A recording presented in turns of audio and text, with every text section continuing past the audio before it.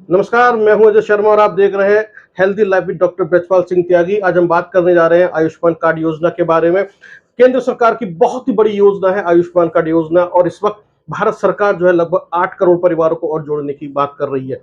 बहुत बड़े स्तर पे चल रहा है, उत्तर प्रदेश में चल रहा है। डॉक्टर साहब, बहुत सारी खामियां भी निकल कर आती हैं।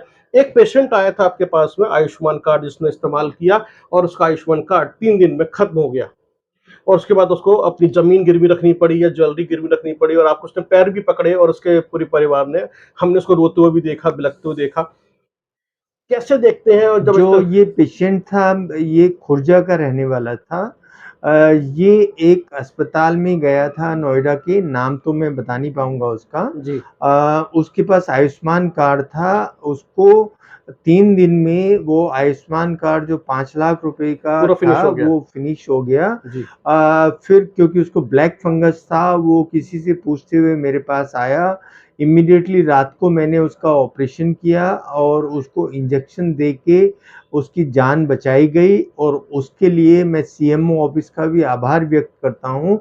उन्होंने मुझे 16 injection amphotericin B free of cost दिया उस जी, मरीज के लिए। जी, उसकी जान बच गई, अभी वो स्वस्थ है, मेरे पास आता है। पर ये बात अभी भी मेरे दिमाग में कौंती रहती है कि 5 लाख सिर्फ एडमिट करके इलाज करने में, ना तो कोई ऑपरेशन किया गया है, ना इंजेक्शन एम्फोटेरिसिन बी दिया गया है। तो वो कहाँ और कैसे खर्च हुए हैं, वो उस पेशेंट को भी पता नहीं था, और अभी तक हमें भी उसका पता नहीं लग पाया है। जी। उत्तर प्रदेश से ऐसी बहुत सारी खबरें आई हैं जिन्होंने आपको सोचने पे मजबूर किया होगा कि कैसे आयुष्मान कार्ड योजना के अंदर धांधलीबाजी की जा रही है, कैसे निजी अस्पताल उसका मिसयूज कर रहे हैं और पैसा इस्तेमाल कर लेते हैं। एक तो जैसे डॉक्टर साहब ने बताया, एक ये मामला है। दूसरा ये भी है कि मरीज को पहले एडमिट कर लिया जाता है, उसके बाद कहा कहा जाता है कि ये कार्ड में खामी है, यहाँ नहीं चलेगा, उसके बाद उसका एक लंबा बिल बन जाता है। ये भी इसके अंदर चीजें हैं। तो ये जो आयुष्मान कार्ड योजना है, इसको मॉनिटर करने की बहुत ज्यादा बहुत ज़्यादा जरूरत ज़रूरत है। जरूरत है। तो आयुष्मान कार्ड योजना से ये भी एक बात निकल के सामने हमारे आती है। एक सवाल और मैं आपसे पूछ लेना चाहता हूँ डॉक्टर साहब, चलते चलते। गाजियाबाद में इतने सारे हॉस्पिटल्स इन पैनल हैं, आपका अभी थोड़ी देर पहले आपने बताया आपका हॉस्पिटल इन पैनल नहीं है, क्यों नहीं हो पाया? आपका इतना वेल नोन और रिनाउंड हॉस्पिटल है। आ, ये जब योजना स्टार्ट हुई थी तो इमीडिएटली हमने जो भी हमसे मांगा गया, वो हमने डॉक्यूमेंट जो कंसर्न्ड अधिकारी हैं उनके पास सबमिट कर दिया था। उसकी फाइल सबमिट कर दी गई थी, इंस्पेक्शन भी हो चुका था। लेकिन उसके बावजूद अभी तक मेरा अस्पताल पैनल में नहीं है। और ये कहने के बावजूद, जबकि मेरा इंटेंशन ये होता है कि जो हमारे पुअर पेशेंट दूर-दूर से आते हैं, जिनके पास आयुष्मान कार्ड है, उनकी हम कुछ हेल्प कर सकें, अभी तक नहीं हो पाया। डॉक्टर साहब, मेरा ये जो पूछने का कंसर्न था वो ये था, ब्लैक फंगस जैसी भयंकर बीमारियां या फंगल इन्फेक्शन जैसे भयंकर बीमारियां आपके हॉस्पिटल्स में आती हैं।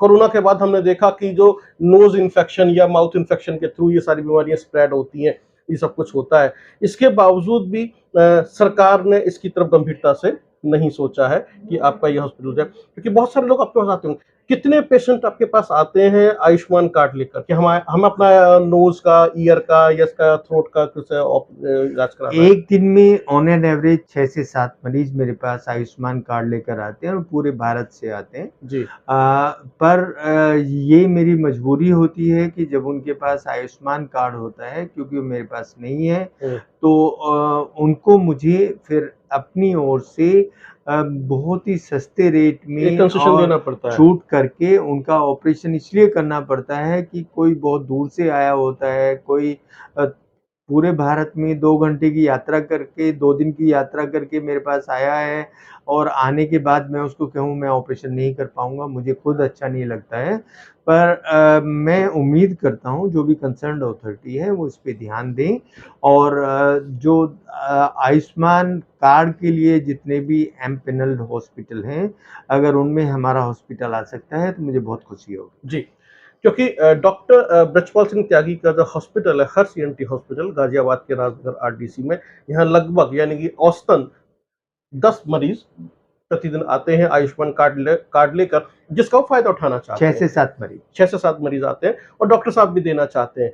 तो सरकार से गुज़ारिश करते हैं कि यदि आप अ, उनके हॉस्पिटल को इन पैनल कर लेते हैं तो ऐसे मरीजों को फायदा मिलेगा जो सस्ता इलाज कराना चाहते हैं और जिनका इलाज हो सकता है।